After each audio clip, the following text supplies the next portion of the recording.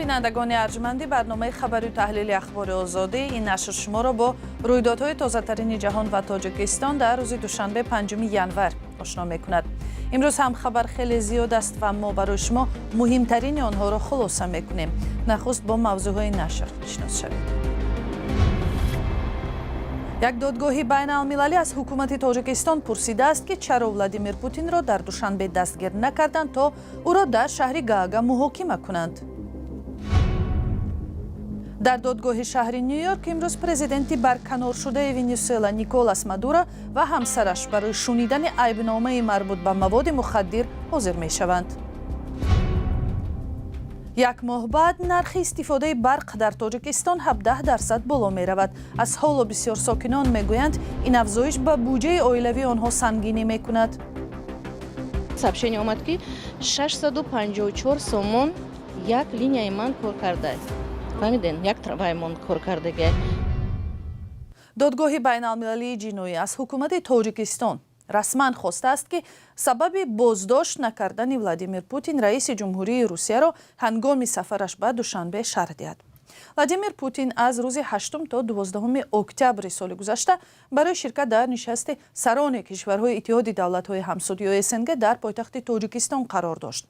همکارم طاهری سفر این قرار را دید و پیش از برنامه از او جزئیات این سند را پرسیدم.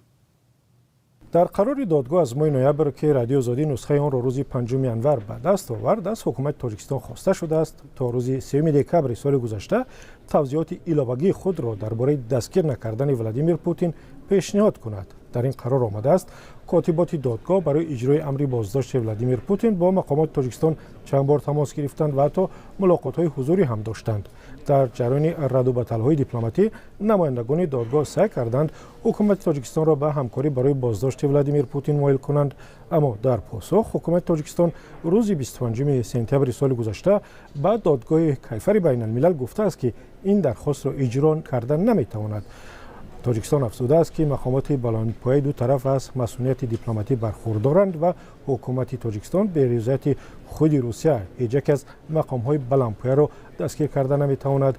وجه دیپلماتی دیگر تاجیکستان این بوده است که روسیه عضو دادگاه کیفری بین المللی نیست و مسئولیت پوتین همچون رهبری دولت حفظ می‌شود.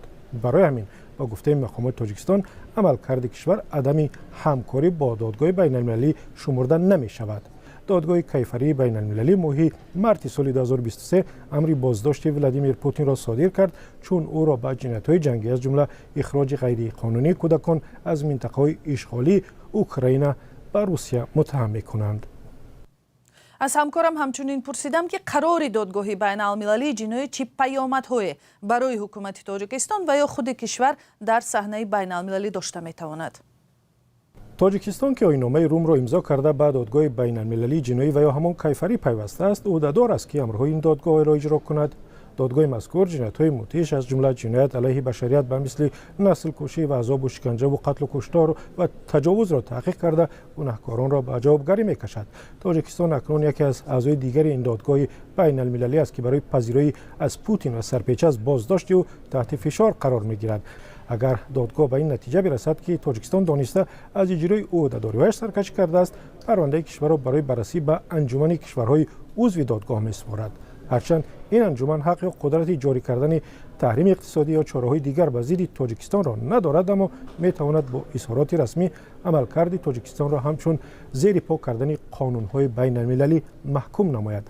عین زمان فشار سیاسی دیپلماتی می‌تواند به مناسبت‌های تاجیکستان با کشورهای اتحادیه اروپا و دیگر کشورهای عضو تأثیر منفی رساند. در موردهای استثنایی ممکن است پرونده تا به شورای امنیت سازمان ملل کشیده شود، اما در مسئله ولادیمیر پوتین که رئیس جمهوری یک کشور عضو دائمی شورای امنیت است، این مسئله پیچیده و هم ظاهراً عملی نشدنی است. تشکر. همکارم طاهری سفر درباره قرار دادگاه بین المللی جنایی صحبت میکرد.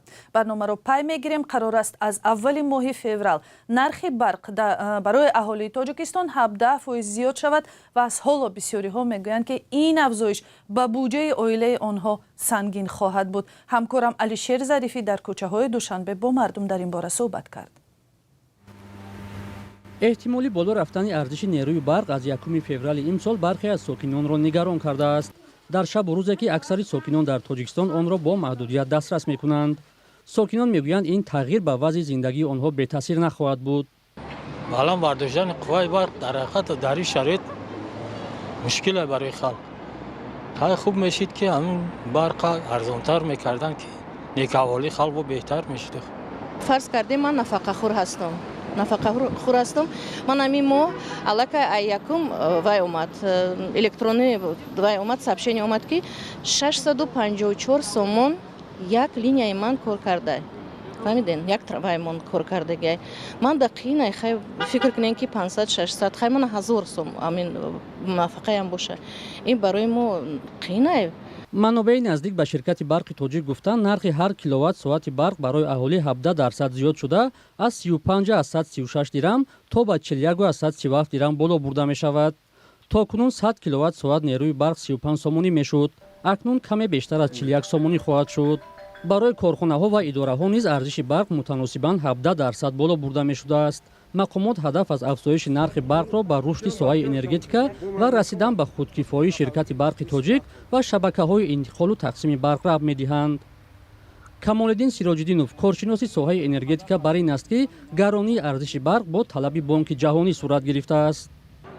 сабаби асосӣ ҳамин ҳаст ки ташкилотҳои байналхалқӣ бо сардори бонки ҷаҳонӣ ва талаботи қатъӣ мондагиянд ки нархи барқ дар оянда бояд аз 6 сент кам набошад.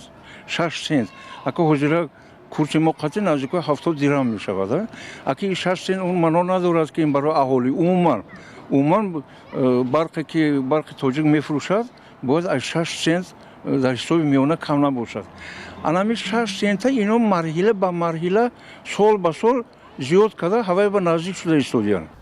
ӯ шарҳ дод ки бонки ҷаҳонӣ бо назардошти харҷу даромад ва вазъи молии низоми энергетикӣ ба тоҷикистон тавсия медиҳад, вале ҳангоми боло бурдани арзиши барқ вазъи иҷтимоии мардум бояд ба ин нобат гирифта шавад. ба назари коршинос, дар дохили барқи тоҷик ки ба 3 шоха ҷудо шудааст, масъалаи кам кардани харҷи молӣ бояд дида шавад, зеро ин масъала ба арзиши нерӯи барқ таъсир мегузорад. текущи эксплуатациони расходы мекунад. исуси чизо ҳамаш аз 2 дирам зиёд намешавад.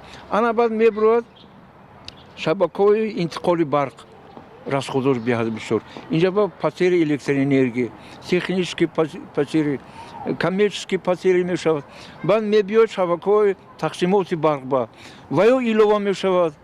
ҳамаш илова шуда ман ҳозир 2 дираме ки аз гес мебурояд омада дари хонаи ману шумо 35 дирам шудагӣ. Барои ҳамина пеша гирифтан кам кардан бояд охир дохили барқи тоҷик дохили ҳамин 3 орган ба коро дида бояд бурда шавад ки ва расходошона камтар кунанд. шеваи мудирият ва шаффофияти кор дар низоми энергетикии кишвар дар гузашта низ борҳо интиқод шудааст. тасмими боло бурдани нархи барқ дар ҳоле сурат гирифт ки сокинони рӯстовҳои тоҷикистон аз маҳдудият ва ё камбуди барқ азият мекашанд. мақомот бори охир моҳи апрели соли 2025 арзиши барқро зиёд карда буд. ва аз хабарҳои ҷаҳонӣ қарор аст имрӯз 5 январ дар як додгоҳи шаҳри нью-йорк ба президенти барканоршудаи Венесуэла Николас Мадуро ва ҳамсарӣ аз рӯи иттиҳомҳои вобаста ба маводи мухаддир айб эълон шавад. Мадуро ва ҳамсараш Сисилия Флорес аз рӯзи якшанбе ба ин су дар як боздоштгоҳи шаҳри нью-йорк нигаҳдорӣ мешаванд. тафсилот аз ҳамкорам Момин Аҳмадӣ. президенти боздоштшудаи Венесуэла Николас Мадуро ҳамроҳ бо ҳамсараш рӯзи душанбе дар додгоҳи минтақаи Манҳеттени шаҳри Нью-Йорк айбномаи вобаста ба муомилаҳои ғайриқонунии маводи мухаддирро хоҳанд шунид. Мадуро ва ҳамсараш Силия Флорес дар натиҷаи як рейде бо дастури президенти Иёлоти Муттаҳидаи Амрико дастгир ва ба Нью-Йорк оварда шуданд. Доналд Трамп гуфт кишвараш назорат бар ин кишвари саршор аз захираҳои нафтро ба дасти худ мегирад. акси Мадурои 63 сола бо чашмону дастони баста бисёр сокинони Венесуэларо такон дод. ин баҳс барангезтарин амалиёти низомии Вашингтон дар хоки як кишвари Амрикои Лотин аз замони ҳодисаҳои Панама дар 37 соли пеш мебошад. дар ҳоле ки бисёр давлатҳои ғарбӣ бо сиёсати Мадуро розӣ нестанду ӯро дар дуздидани натиҷаҳои интихоботи соли 2024 гунаҳгор мекунанд, ҳамоно бисёриҳо аз Иёлоти Муттаҳидаи Амрико даъват доранд ба қонунҳои байналмилалӣ эҳтиром гузорад ва ҳама гуна буҳронҳоро аз роҳи дипломатӣ ҳал кунад. اینچنین سوالهای زیاد این شب و روز درباره قانونمندی حبس رهبری یک دولت خارجی صدا می‌دهد. دموکرات‌های کنگره گفتند که در جلسه‌های اخیر آنها را گمراه کردند و از حکومت خواستند که نقشه‌های بعدی را آشکار کند. در وطن مادورو طرفدارانش حبس و به امریکا برده شدن او را محکوم کرده این را آدمربایی به خاطر غصب امپریالیستی نفت نامیدند. روز 5 ینور قرار است این عمل امریکا در شورای امنیت سازمان ملل متحد محاکمه شود، ولی تا آن زمان دبیر کل آنتونیو گوتریش این را یک سابقه خطرناک نامید و به مراعات حقوق بین الملل دعوت کرد. طرفداران کلیدی ونزوئلا از جمله روسیه و چین ایالات متحده آمریکا را تنقید کردند. ترامپ گفت که اداره دولت واقع در جنوب امریکا و هم ذخیره‌های نفتی آن را به دست می‌گیرد، ولی معلوم نیست این نظارت چگونه صورت خواهد گرفت.